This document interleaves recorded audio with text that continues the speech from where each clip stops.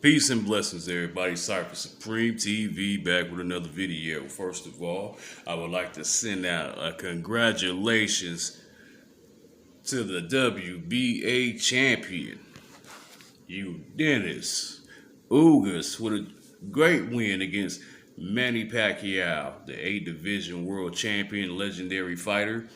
Definitely never been so happy before to eat some crow. I picked Manny Pacquiao to win by unanimous decision, but it went the other way.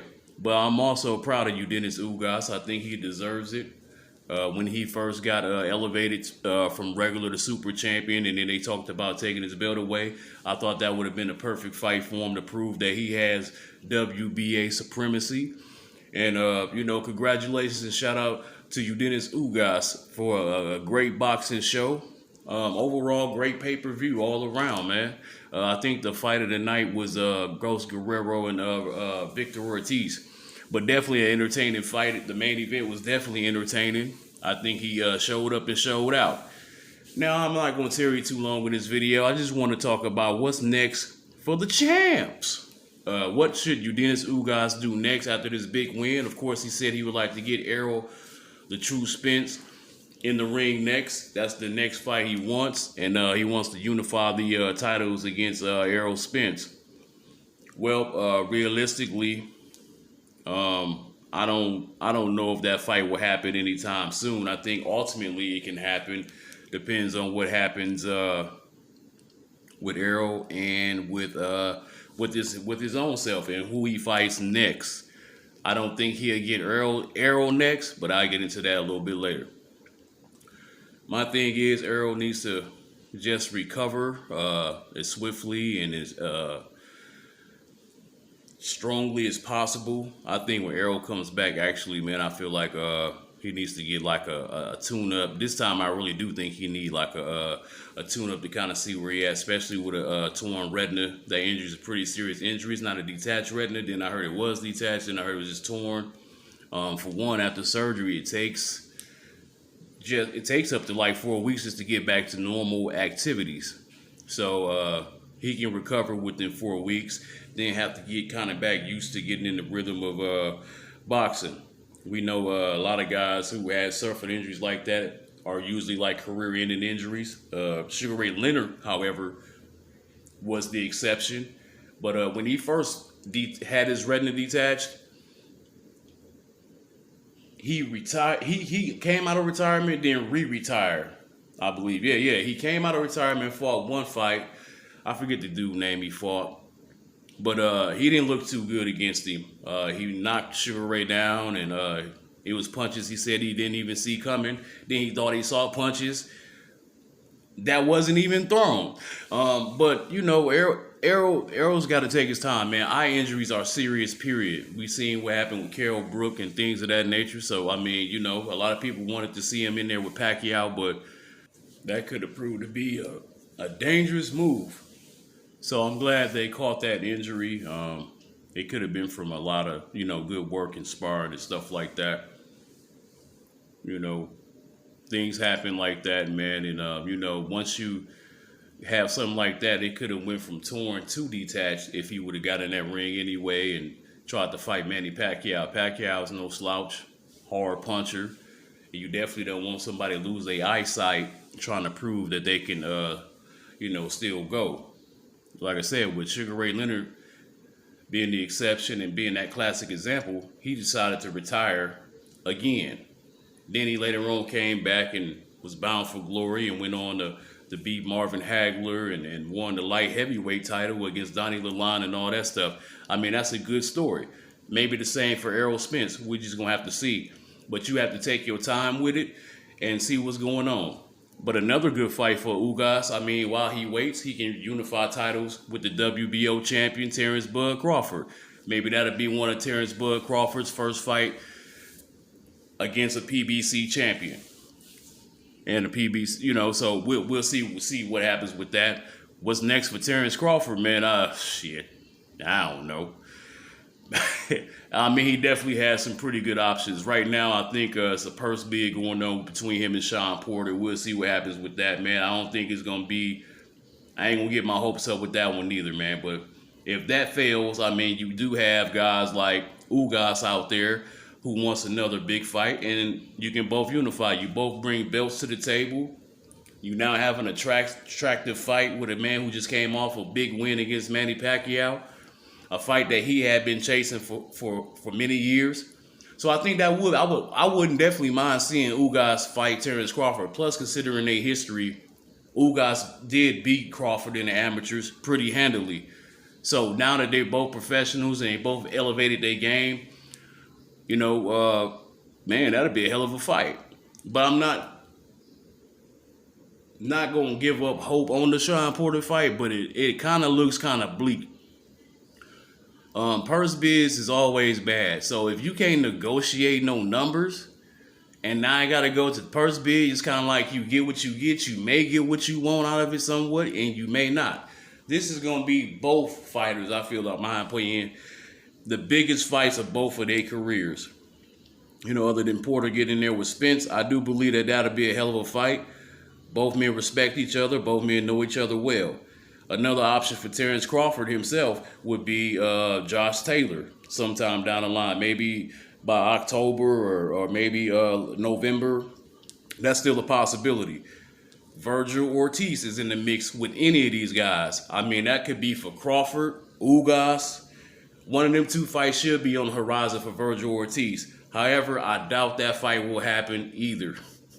I just don't feel like that's an attractive fight for Terrence Crawford right now. I don't think he really has any interest in it like that. I think he'll take it when worst come to worst. But at the end of the day, you got to look at it like this. Virgil Ortiz also brings stuff to the table.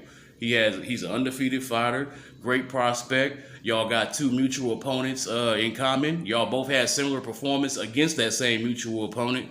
I thought that was pretty cool. And then on top of that, I mean, he is a WBA champion himself, Virgil Ortiz.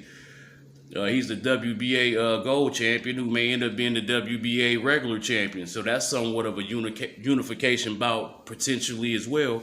And plus you go ahead and get the young lion out the way while he's ready to go right now. A lot of people think Virgil Ortiz is not ready to step up in a fight in that sense. They rather see him fight Boots or somebody like that first. I think Ortiz is ready to fight anybody. Whether it's Boots, Crawford, Porter. Well, Porter ain't gonna fight him. Ugas, I think he can fight Ugas, Crawford, any of them guys. I think he's ready for any of those fights. And I think all those potential fights could be a possible thing now because of the Errol Spence scenario. Errol has to really take his time. When he had the car accident, I was all for him getting right to it and go ahead and fighting. But when it comes to something like your eyesight, man, and stuff like that, and that's really when you really are seriously injured and you playing with your career, you can't just come back and try to fight Ugas right away, or even Pacquiao. Even if Pacquiao want to stay and fight one more time, like he said, I feel like Manny Pacquiao should go ahead and retire. And the reason why I'm saying that, I don't mean that in a negative way because he got beat up by Ugas, and that's not to take no credit away from Ugas. I think there's nothing really left for Manny Pacquiao to do. I mean, who he gonna fight? Spence still? Crawford? I mean, there's nobody he's gonna be able to compete against and win. I mean, he not gonna win either one of them fights. He definitely won't win a fight in a rematch. I don't think he can win a rematch against Ugas if they decide to do a rematch. He got too much going on basically at his age, man, outside of boxing that he can focus on and go ahead and just move on, man, and do his thing or whatever, and maybe step back in later on in a big exhibition money grab or something like that. But I think he needs to go ahead and have a seat, man. I mean, he was gassing a little bit. He didn't have much he had a lot in the tank. He stayed busy. He was moving his hands. He did a good job. He let his hands go. But the accuracy wasn't there.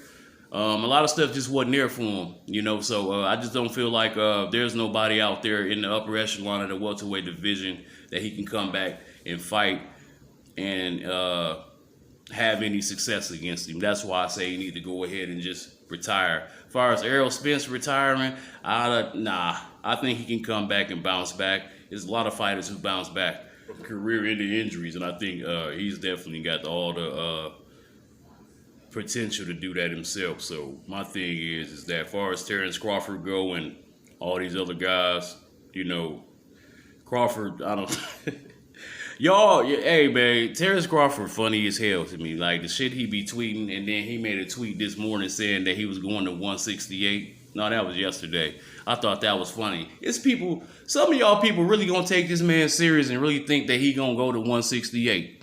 I remember you said like, I'm done, I can't do it no more, I'm going to 168. So then I gonna have people talking like, oh, somebody gonna make a video saying, no, I don't think Terrence Crawford can make weight no more. I think who he gonna fight at 168 right now, man?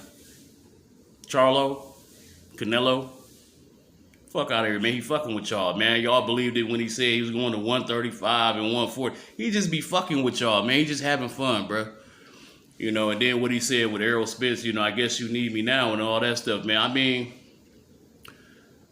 the champ will bounce back. That's another fight. This is why I say I don't feel like that fight is going to happen, because it's just certain events that happen in life, man. We all make plans, but life happens, bro.